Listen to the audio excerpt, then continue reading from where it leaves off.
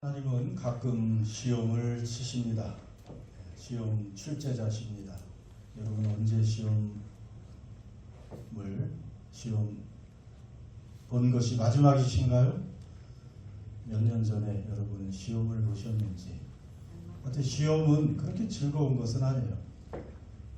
시험이 얼마나 어려운지, 시험 앞엔 성령님도 떤다 이런 헛소리를 하는 그런 사람이 있을 정도로 하여튼 시험은 쉽지 않습니다. 오늘도 아브라함을 하나님이 시험하십니다. 하나님의 그 시험은 단순히 그냥 사지선다형 암기하고 테스트하고 이런 것이 아니고 아예 삶 속에서 얼마나 삶으로 내게 잘 순종하는가 하는 것을 테스트합니다. 그러니까 쉽지 않죠. 하나님이 또 결국 아브라함을 때가 돼서 시험하셨습니다. 아브라함을 테스트하셨습니다. 어떤 시험인지 창세기 22장 1절에서 3절에 나와 있습니다. 어떤 시험인지 잘 보세요. 그 일 후에 하나님이 아브라함을 시험하시려고 그를 부르시되 아브라함아 하시니 그가 이르되 내가 여기 있나이다. 여호와께서 이르시되 내 아들 내 사랑하는 독자 이삭을 데리고 모리아 땅으로 가서 내가 내게 일러준 한 산 거기서 그를 번제로 드리라. 아브라함이 아침에 일찍 일어나 나귀 한 장을 지우고 두 종과 그의 아들 이삭을 데리고 번제에 쓸 나무를 쪼개어 가지고 떠나 하나님이 자기에게 일러 주신 곳으로 갔다. 자, 하나님이 어떤 시험을 내셨는지 이제 보이시죠? 내 아들 내 사랑하는 독자 이삭을 데리고 모리아 땅으로 가서 한 산에서 그를 어떻게 하라고요? 번제로 드리라. 이것이 시험 문제입니다. 자, 어떻게 보면 이 시험은 참 쉽지 않습니다. 너무 어렵습니다. 가혹하기까지 합니다. 여러분 같으면 이런 시험을 과연 통과할 수 있을까요? 노년에 낳은 100세에 낳은 아들입니다. 정말 기적 같은 선물이죠. 이 아들을 더구나 이 아들을 통해서 수많은 민족들이 나올 것이라고까지 했는데 어떻게 그 아들을 번제로 바치라고 하실 수 있을까? 죽이라는 것이죠. 죽여서 바치라는 것입니다. 하나님께 따져 물을 수도 있겠지만 내가 분명히 이거 헛소리를 들은 거겠지. 자기를 부인할 수도 있었을 거예요. 그런데 아브라함은 또 묵묵히 떠납니다. 3일 길을 떠나지요. 단번에도 아니에요. 3일 길 모리아산까지. 지금 예루살렘이 건축된 그 자리, 성전이 건축된 그 자리가 또 모리아산이잖아요. 거기까지 3일 길을 걸어갑니다. 아직 철이 없는 어린 이삭은 물론 한 중고등학생 정도 될 수도 있겠지만 아무것도 모르고 자기가 죽고 불태워질 그 장작을 메고 그 산으로 오르고 있습니다. 그래도 아브라함은 묵묵히 끝까지 가는 것이죠.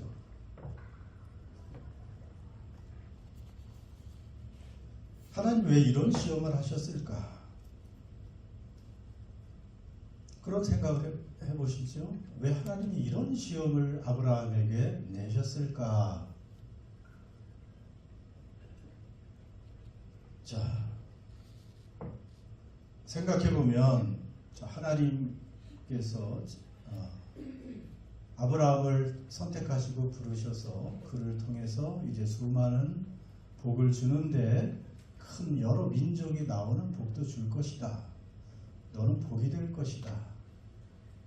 온갖 약속을 하시고 드디어 아브라함이 100세에 이삭을 낳았습니다.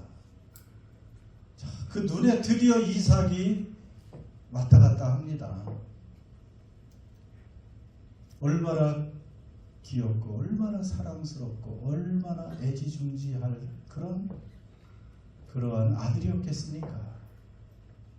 그가 뛰어다니고 성장하고 하는 이런 모습을 보면서 아브라함은 어떤 생각했을까? 이제 됐다. 이제 된 거 아니에요? 나는 아들을 낳을 수도 없었는데 드디어 내 나이 100세가 돼서 사라 나이 90세에 이렇게 아들을 이제 하나님이 선물로 주셨고 저가 저렇게 이제 잘 건강하게 자라고 있으니 이제 나는 됐다. 이대로 쭉 가면 되겠지. 어떻게 보면 그 눈에 보이는 그 이삭에게 그 마음이 뺏길 위험이 있죠. 인간은 아무래도 그래요. 없을 때는 간절하게 기도도 하고 하나님을 찾았는데 그 놀라운 선물이 앞에서 왔다 갔다 하니까 너무 기쁘죠. 너무 만족스럽죠. 너무 평안하죠. 이제 그러니까 하나님에 관한 관심이 약간 멀어지는 것이 인지상정일 수 있습니다. 하나님보다 어떻게 보면 눈에 보이는 저 이삭을 더 의지할 수도 있어요. 이제 저가 잘 자라고 그럼 이제 하나님 약속대로 저 이삭을 통해서 큰 민족이 여러 민족이 나올 것이야. 그러면서 아마 아브라함은 안도하고 있을 수도 있었을 것입니다. 여러분,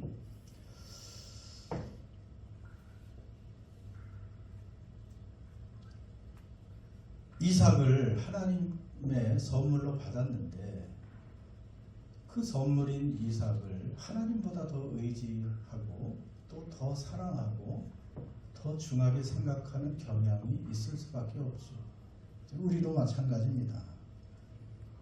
우리가 점점 더 큰 믿음을 가지기 위해서는 하나님이 우리에게 주신 것들을 때로는 포기할 수도 있어야 되는 거예요. 그것을 주신 하나님께 더 끊임없는 신뢰를 두고 더 감사하고 그 하나님의 약속을 더 붙들고 더 하나님과 친밀해지는 것이 우리 신앙의 여정이어야 되고 그것이 정상적인 믿음의 과정입니다. 근데 우리도 모르게 우리가 필요할 때는 하나님께 간구하고 하나님을 찾다가도 뭔가 하나님이 주신 그 선물로 인해서 우리의 여건이 평안해지면 우리도 모르게 거기에 안주하려는 경향이 있습니다. 이 모든 것을 우리에게 주시고 누리게 하시는 그 하나님께 더 우리의 소망을 두고 하나님께 감사하고 더 하나님을 신뢰하고 더 간절히 하나님을 찾는 여러분 그러한 갈급함이 계속 지속되기를 하나님은 바라십니다. 여러분 지금 우리에게 주신 모든 것들 누구로부터 온 것입니까? 하나님으로부터 온 것입니다. 여러분의 자녀들, 손자, 손녀들 하나님께로부터 온 거예요. 여러분이 가지고 있는 여러분이 즐거움을 누리고 있는 여러 즐거움의 그 원인들 다 하나님이 주신 것입니다. 혹시 여러분에게 재정적인 그런 넉넉함을 주셨으면 그것도 하나님이 주신 것이죠. 하나님으로부터 오지 않은 것이 어디에 있습니까? 그런데 이런 것들을 의지하게 되면 하나님은 교훈을 우리에게 주시는 것입니다. 여러분 하나님께서 주신 것들은 세상의 것들은 하나님이 주시기도 하고 또 하나님의 주권에 의해서 또 필요하면 걷어가실 수도 있는 거예요. 하나님의 주권입니다. 그리고 언젠가는 이 세상의 것들은 다 사라지게 되어 있습니다. 다 떠나고 하나님 앞에 나만 홀로 서는 아무것도 누구도 없이 어떤 사람도 또 어떤 도움 다른 세상에 어떤 것도 하나님 앞에 같이 설 수 있는 것이 없습니다. 하나님의 심판대 앞에 우리가 홀로 설 때가 있는 것이죠. 자, 그래서 아마 하나님께서 이제 때가 돼서 아브라함에게도 또 이런 시험을 한번 내신 것이 아닌가. 야, 그러면 아브라함은 어떻게 이런 시험을 잘 통과했을까요? 여러분, 시험을 잘 치는 학생들은 그 선생님의 출제의 의도를 잘 파악합니다. 모범생들, 공부를 잘하는 학생들은 그냥 무조건 암기하는 게 아니고 왜 이 문제를 냈을까? 알쏭달쏭한 그 해답 중에서 그 문제를 찾으려면 문제자의 그 의도를 잘 파악하는 것이죠. 하나님께서 왜 이삭을 바치라고 하셨을까? 물론 제가 지금 첫 번째 어느 정도 설명을 했지만 여러분은 또 어떤 이유가 있다고 생각을 할까요? 그래서 이 사지선다형으로 할 수 없이 제가 1번에서 4번까지 자, 얼마나 공부를 잘하나. 하나님이 왜 이삭을 바치라고 하셨을까? 1번, 하나님이 시험을 좋아하셔서. 너무 쉬워서 또 그건 아니라고. 2번, 좀 아리송하게 가야지. 하나님께서 아브라함을 보니까 자기가 준 선물 이삭을 너무 사랑해서 질투가 나서. 2번, 그럴듯하지 않을까? 3번은 뭐냐 하면 하나님은 주권자니까 주시기도 하고 데려가시기도 하실 수 있는 분이라는 것을 과시하기 위해서, 알려주기 위해서. 답이 있어요? 정답 4번이요. 야, 역시 공부를 잘하는 사람이 이렇게 1번도 아니고 2번도 아니고 3번도 아니고 저런 분 때문에 5번도 있습니다. 네. 좋아요. 4번까지 합시다. 4번 뭘까? 하나님께서 아브라함이 얼마나 하나님을 신뢰하는지 알고 싶으셔서. 4번이 맞겠죠? 네, 비슷비슷해. 뭐 2번도 3번도. 그러나 출제자의 의도를 잘 알면 역시 하나님은. 그리고 겉보기에는 아들을 바치라. 여러분, 이 시험이 얼마나 겉보기에는 잔인하기도 하고. 여러분, 그러면 하나님의 아들을 바치라 그래? 이건 말도 안 돼. 그리고 그 표면적인 명령만, 그 시험만 생각하고 이거 절대 못합니다. 하나님, 저는. 어떻게 하나님이 주시고 그렇게 뺏어갈 수 있습니까? 하나님의 성품에 맞다고 보지 않습니다 하면서 겉으로는 그것만 알면. 그런데 우리 아브라함은 이 모범생이잖아요. 그리고 감당할 시험만 주시는 하나님이니까 아브라함이 이제 그 정도 깨달을 수 있는 믿음의 그 성숙함에 이르렀죠. 그러니까 하나님은 아브라함이 아마 그것도 순종할 수 있을 거야 하고 생각을 했죠. 자, 하나님의 약속에 대한 그 신뢰를 아브라함이 얼마나 하고 얼마나 하나님에 대한 철저한 믿음이 있는가를 하나님이 보시는 것입니다. 자, 아브라함은 생각을 해봤어요. 자, 아브라함은 분명히 믿었죠. 하나님께서 이삭, 아브라함의 진짜 이삭인 이스마엘이 아닌 이삭을 통해서 네 후손이 여러 민족이 나오게 될 것이다 하는 분명한 약속을 하셨음을 믿어요, 안 믿어요? 아브라함이 믿었죠. 그럼 이삭을 통해서인데 이삭을 바쳐라, 죽여라. 그러면 하나님은 그대로 순종하면, 또 아브라함은 뭘 믿었냐면 하나님은 지혜와 능력이 무궁하시기 때문에 어떤 방법을 가지고 계실 것이다. 그것이 말도 안 되고 너무나 어려운 그런 일이지만 그대로 하면 하나님께서 방법이 있으실 거야. 그러니까 하나님의 약속도 있고 하나님 자신의 그 성품과 그 능력을 아브라함은 온전히 믿은 것입니다. 그러면서 특별히 무엇을 믿었어요? 그러니까 그럼 아브라함을 잡아서 드리면 하나님은 다시 아브라함이 이삭을 잡아서 하나님께 드리면 하나님은 이삭을 어떻게 하실 것이다? 살려주실 것이다. 여러분 19절인가요? 자, 19절 같이 읽습니다. 시작. 그가 하나님이 능히 이삭을 생각한지라 비유컨대 그를 죽은 자 가운데서 도로받은 것이니라. 그렇죠. 하나님, 이 아브라함의 믿음은 벌써 이 정도였어요. 죽은 자 가운데서도 살리실 것이다. 여러분은 지금 죽어도 사는 것을 믿습니까? 여러분, 아브라함은 생각했어요. 어차피 나는 이삭 생각도 못했잖아요.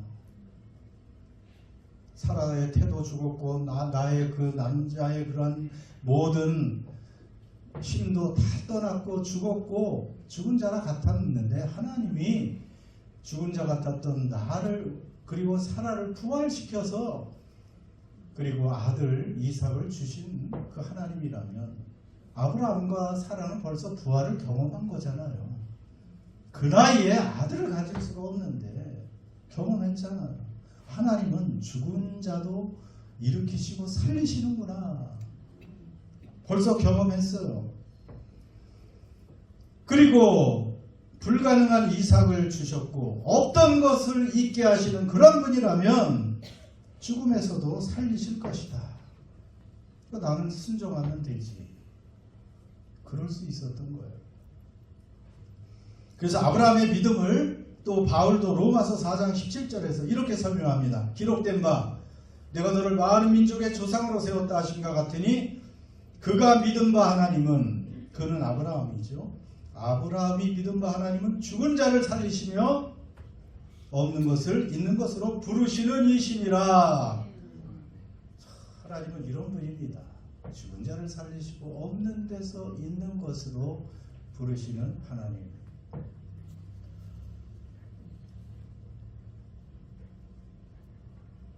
여러분, 하나님은 이런 분임을 우리가 믿어야 돼요. 그냥 상식적으로만 논리적으로만 또 인간이 그렇게 할 수 있다고 하는 것만 믿으면 그 믿음이 아닙니다. 죽은 자도 살리시고 불가능한 것을 가능케 하시고 없는 것도 있게 하시는 그런 하나님이 진짜 하나님이십니다. 우리가 섬기는 하나님이십니다. 아브라함은 그래서 참 이 시험을 잘 통과했어요.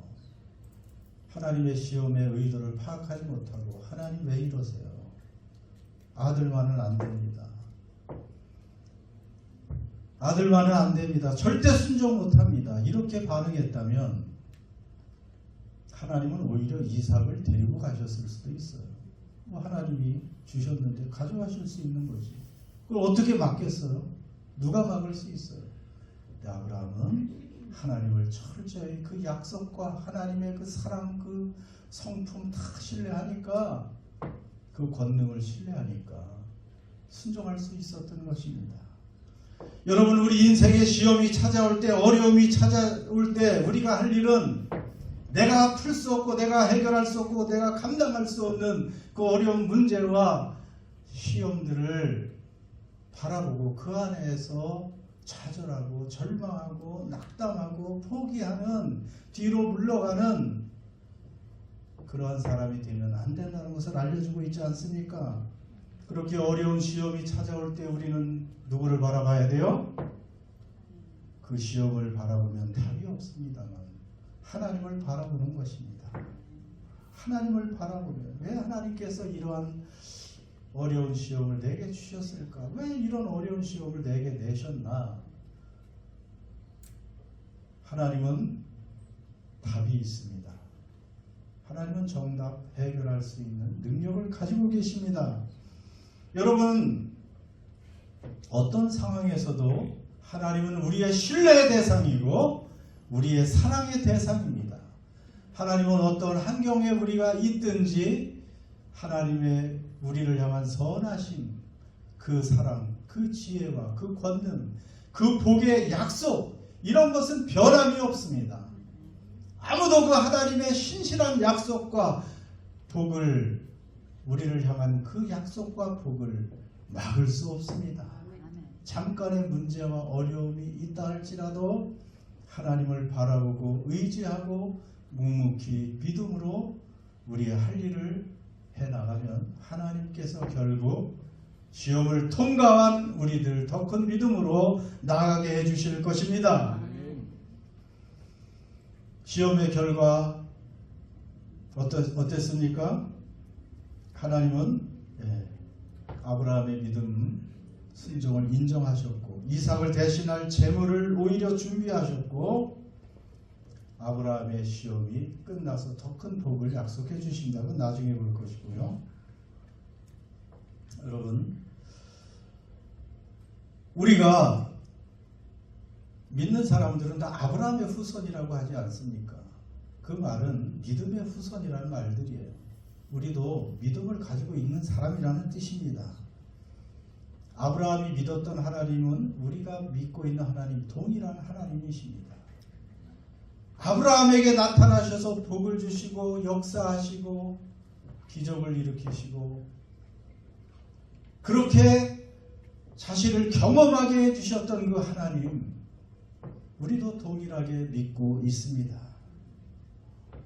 그러면 우리도 어떻게 해야 이런 아브라함 같은 놀라운 은혜와 복을 누릴 수 있는 거예요? 어떻게 보면 우리도 이런 아브라함의 그러한 믿음과 순종의 자리까지 우리도 나갈 수 있어야 돼요.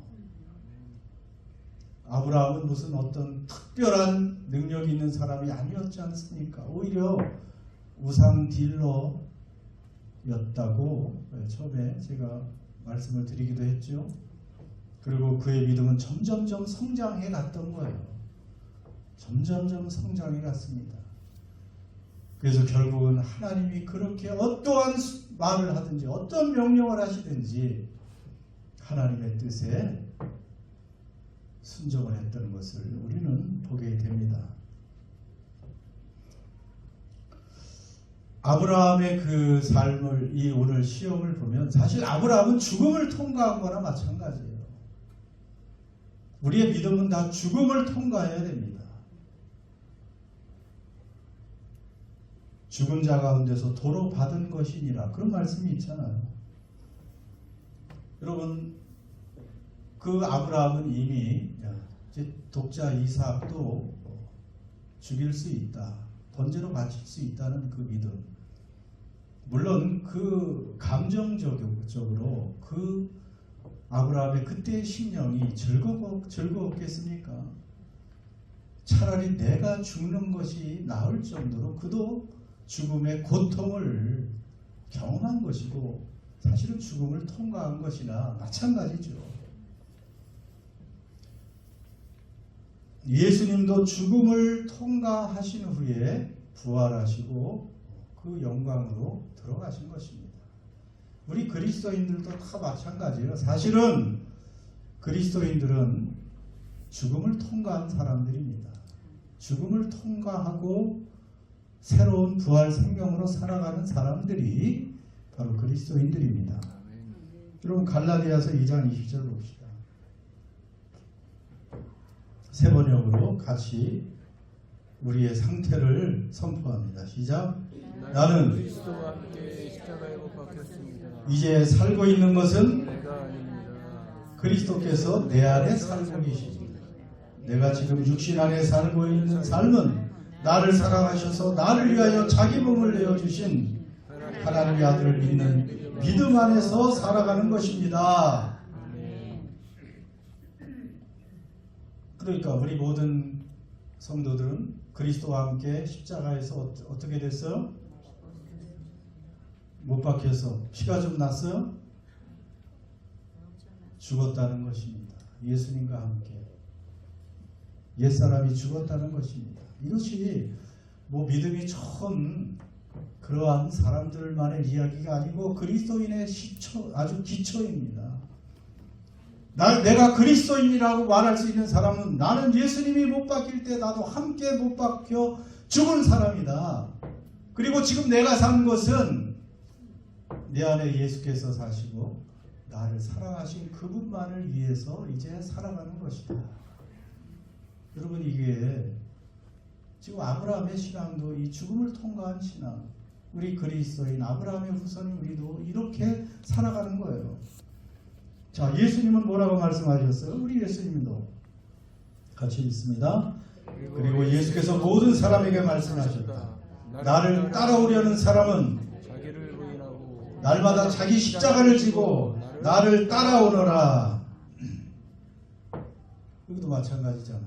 자기 십자가를 진 사람만 나를 따라올 수 있는 거예요. 십자가는 죽음입니다.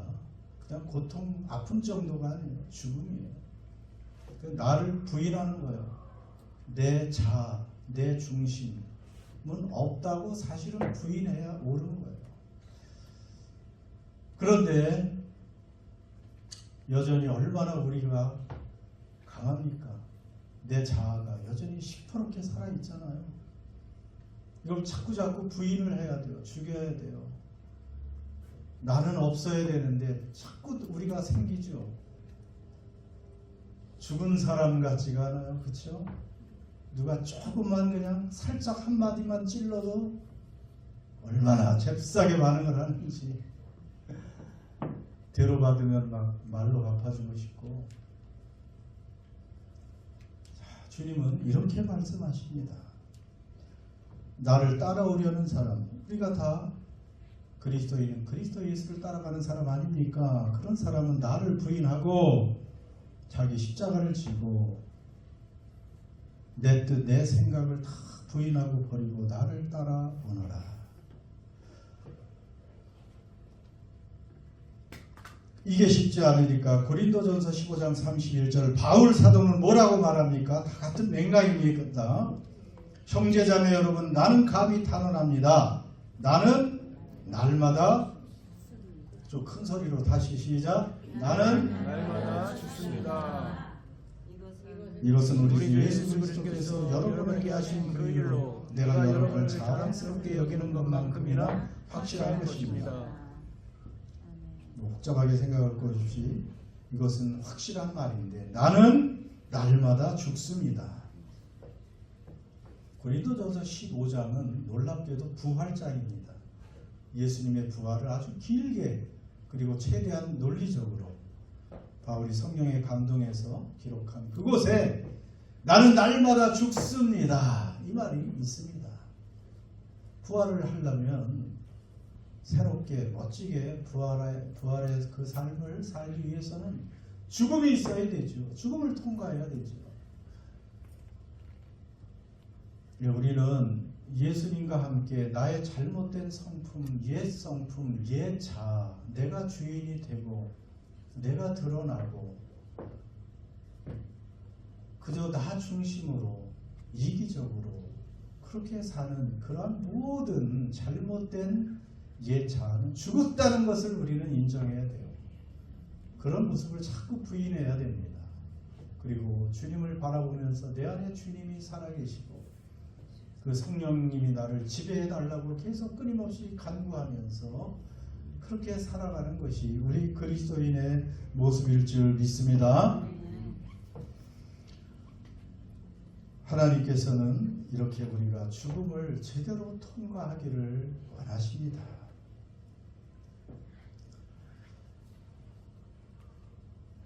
이렇게도 한번 오늘의 이런 아브라함의 이 사건, 우리가 많이 들은 이 아브라함의 순종, 이삭을 바치는 이야기를 잘 알기 때문에 이렇게 생각을 해보았어요. 아브라함의 행동, 세상에서 볼 때, 하나님을 믿지 않는 사람이 볼 때 아브라함의 행동이 정상적입니까? 비정상적입니까? 자기 아들을 잡아서 번제로 드린다는 것이 정상이에요? 비정상이에요? 비정상이죠. 비정상적인 사람을 뭐라고 하죠? 세자로 정신이 온전하지 않은 사람 미쳤다. 미쳤어요. 아브라함은 미친 사람입니다. 근데 미쳤다는 말이 굉장히 좋은 뜻이더라고요. 요즘 그 MZ 세대들 보면 뭐 멋진 그림이 있거나 풍광을 보면 와 미쳤다. 아주 감탄사가 되어버려요. 미쳤다는 아주 좋은 뜻이에요. 최고의 감탄사예요. 그냥 할 말 없으면 와 미쳤다. 그러면 그냥 아주 최고의 평가를 말하죠.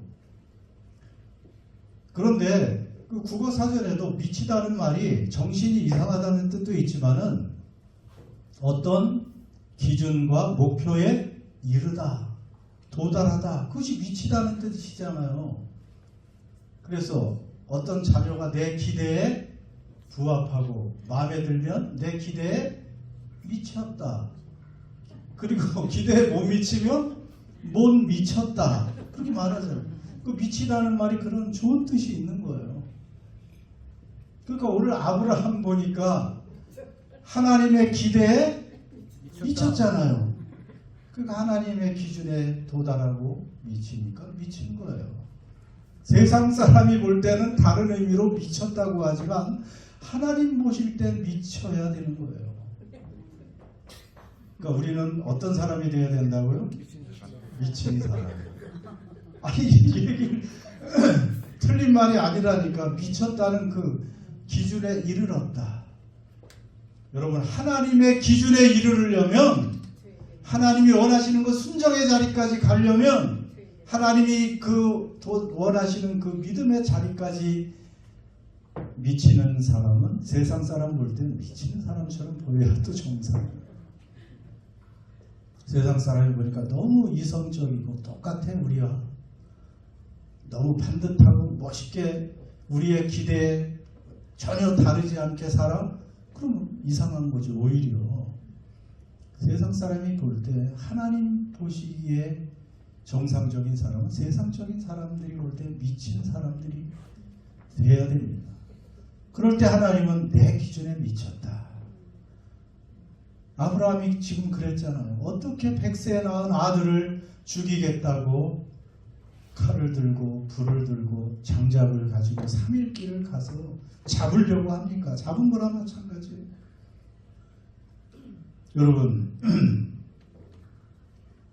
바울은 미친 사람일까요? 정상적인 사람일까요? 미친 사람이었어요. 그 세상 어떤 그 베스돈과 지도자가 바울아 너는 미쳤다 그렇게 선포했어요. 내가 공부를 많이 하더니 미쳤구나.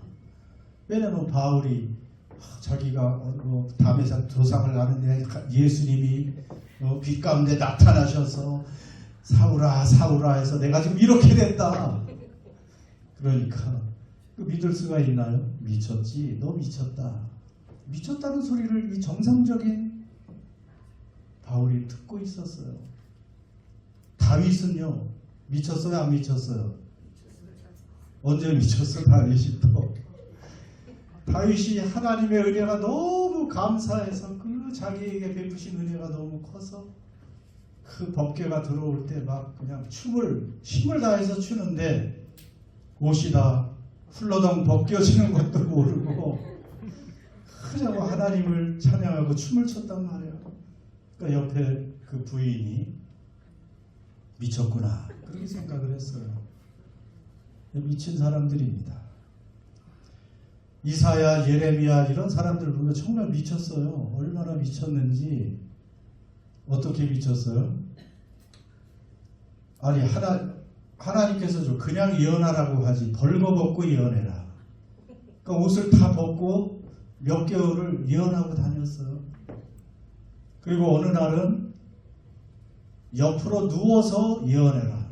옆으로 누워서 들어 누웠는데 하루 이틀 들어 누운 게 아니고 6년 7년을 들어 누워서 꼼짝 말고 누워서 이게 얼마나 고문이에요. 그 다음에 몇 년은 또 반대로 누워서 예언하고 소똥을 모아서 그 그 마른 솥동으로 그것으로 불을 피워서 빵을 구워 먹어라. 정말 미친 행동들을 했는데 하나님께 그대로 순종을 하니까 하나님의 기준에 미친 그런 사람들이 되는 거예요. 성경에 보면 다 얘기해 보세요. 다 미친 거 제가 증거를 대줄 수 있어요. 모세 미쳤어요? 안 미쳤어요? 오늘 계속 할 수 있어. 모세는 왜 미쳤을까? 또 생각을 해보니까 40주 40이야. 40주 40이야. 40일인데 밤낮으로 그 금식을 하는데 물은 마셨을까? 안 마셨을까? 물도 안 마셨어요. 시내산에서 올라가서 40주 40야를 음식도 먹지 않고 물도 안 마시고. 정상적인 사람이 그 산에 올라가서 할 일이에요. 미친 거죠. 근데 하나님이 부르셔서 그 모세하고 할 일이 있으니까. 미친 사람을 통해야. 여러분 미쳤습니까? 저는 한국에 복음을 전해주는 그 선교사들을 너무나 지금도 생각하면 감사해요. 그 조선시대, 그 캄캄했던 그 시대, 1800년도 말, 1900년도 초에 그 조선 땅에 그 미국의 최고 엘리트들이, 서구의 영국이나 유럽의 최고 엘리트들이 몇 개월 동안 목숨 걸고 배를 타고, 뭐 비행기가 있습니까? 몇 개월 그 풍랑을 헤치고 조선에 와서, 그 사람들 다 엘리트예요. 의사도 있어요. 다 대학을 졸업하고 전도 양양한 그 나라에 있으면 얼마든지 평안하고 안락하게 그냥 부귀영화 누리며 살 수 있었는데, 목숨 걸고 그 조선에 찾아와서 자녀들은 무슨 죄가 있어서 그 풍토병에 걸려서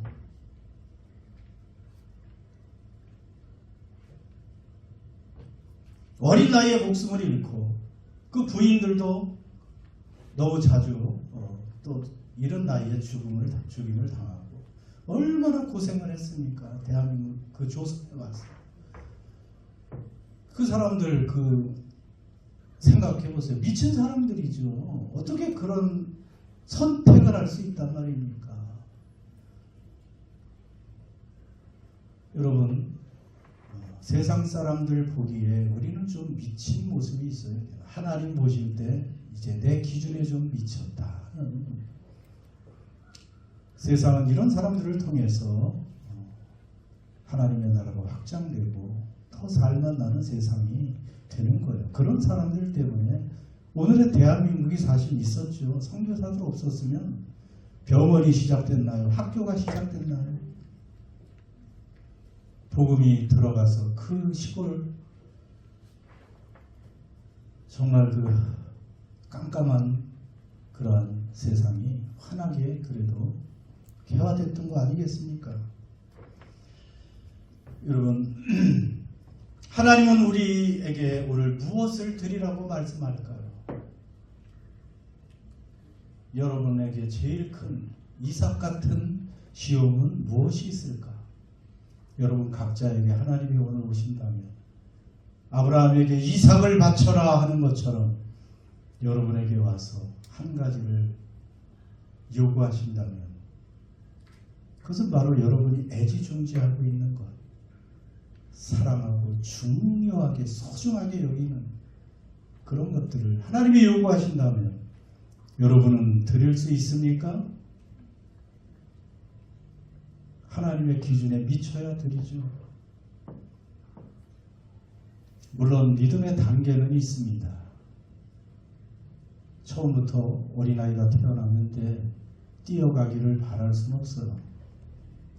이제 기어가다가 시간이 되면 서고 이제 뒤뚱뒤뚱 걷다가 뛰다가 그렇게 성장하는 것이죠. 신앙에 처음부터 하나님이 그것을 요구하지는 않습니다만, 여러분, 우리는 우리에게 이 모든 것을 주시고 누리게 하시고 이 삶의 기쁨을 주시는 이 모든 것들 하나님이 주신 것이고, 때가 되면 하나님이 걷어가실 수 있고, 그런 것을 안다면 하나님만을 더 신뢰하고 하나님만을 더 의지하고 하나님만을 더 사랑하고 순종하기를 하나님은 원하십니다. 그런 사람들에게 하나님은 더 큰 것들을 주시는 거예요. 하나님은 우리를 단계별로 다 테스트하십니다. 다음 주에도 테스트합니다. 뭘로 테스트할까요? 감사주일날. 감사주일. 이경자 집사님 딱 아시고 웃으시는데 테스트합니다. 물질 있는 곳에 마음이 있다고 했습니다. 여전히 많은 그리스도인들이, 그래도 우리 성도들은 그렇지는 않다고 저는 봅니다만, 많은 그리스도인들이 입으로는 회개했다고 하는데 지갑이 회개를 안 해요. 지갑이 회개해야 진짜 회개라고 어떤 유명한 설교자는 말합니다. 지갑은 여전히 회개를 안 하고 닫혀 있어요.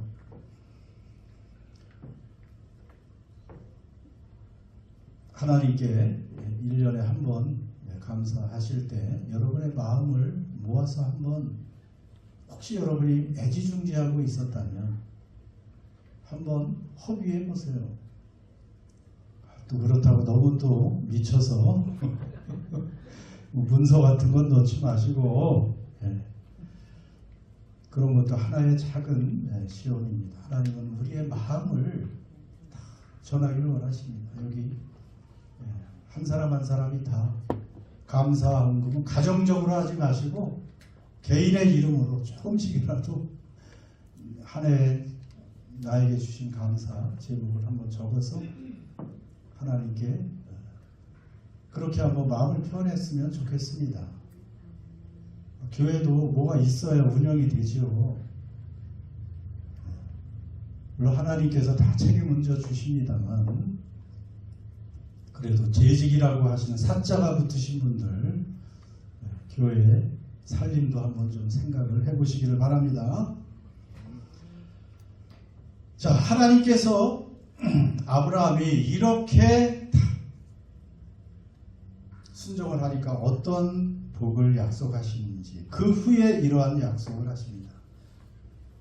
같이 읽습니다. 이르시되 여호와께서 이르시기를 내가 나를 가리켜 맹세하노니 이같이 행하여 내 아들 내 독자도 아끼지 아니하였은즉 내가 네게 큰 복을 주고 내 씨가 크게 번성하여 하늘의 별과 같고 바닷가의 모래와 같게 하리니 내 씨가 그 대적의 성문을 차지하리라. 또 내 씨로 말미암아 천하 만민이 복을 받으리니 이는 내가 나의 말을 준행하였음이니라 하셨다 하니라. 하나님이 바로 이때 내가 나를 가리켜 맹세한다. 하나님은 맹세할 대상이 없어. 가장 높으신 분이니까. 그러니까 나를 가리켜 맹세하면 확실하게 내 약속을 지킨다는 의미예요. 내가 이같이 행하여 내 아들 내 독자도 아끼지 아니하였으니, 그 내가 애지중지한 그 소중한 아들 이삭도 나를 위해서 아끼지 아니했으니 17절 내가 네게 큰 복을 주고 내 씨 내 후손이 크게 번성할 것이고 얼마만큼 하늘의 별과 같고 바다의 모래와 같게 하리니 내 씨 내 후손이 원수들을 이기리라. 내 씨로 후손으로 말미암아 천하 만민까지 복을 받을 것이다. 이는 내가 나의 말을 준행하였음이니라 하셨다. 여러분, 하나님이 없어서 우리에게 무엇을 요구하시는 게 아니에요. 하나님은 필요한 것이 없으신 분입니다. 그저 하나님은 우리의 그 진심을, 우리의 마음을 테스트하는 것입니다. 알기를 원하시는 거예요. 진짜 세상 어떤 것보다도, 어떤 선물보다도 나를 더 사랑하는지, 나를 더 소중히 여기는지, 나를 신뢰하는지. 세상의 것들은 시간이 가면서 사라지고 아무것도 남지 않습니다. 하나님의 약속과 하나님의 사랑과 하나님의 보호하심과 하나님의 그 돌보심은 영원하십니다. 영원합니다. 그래서 우리는 하나님만을 더 의지해야 되는 것입니다. 시간이 흐를수록, 세월이 갈수록, 믿음의 연륜이 쌓아져 갈수록 우리는 더 하나님을 사랑하고 더 신뢰해 가라는 오늘의 메시지입니다. 내 아들 내 독자도 아끼지 않았다. 참 이 말씀 떠오르는, 거울처럼 떠오르는 그림이 있죠. 내 아들 내 독자도 아끼지 않았다. 누가 이렇게 했어요? 하나님이 그렇게 하셨죠. 하나님이 우리 때문에 그 독생자도 아끼지 않고 죽음으로 내어주셨습니다. 우리 때문에 우리를 살리시려고. 여러분, 예수 안에서 받은 복을 우리는 말로 담을 수가 없습니다. 그래서 우리도 그 사랑에 부응하는 그러한 아브라함의 순종과 믿음을 소유한 저와 여러분 되시기를 주의 이름으로 축원합니다. 기도합시다.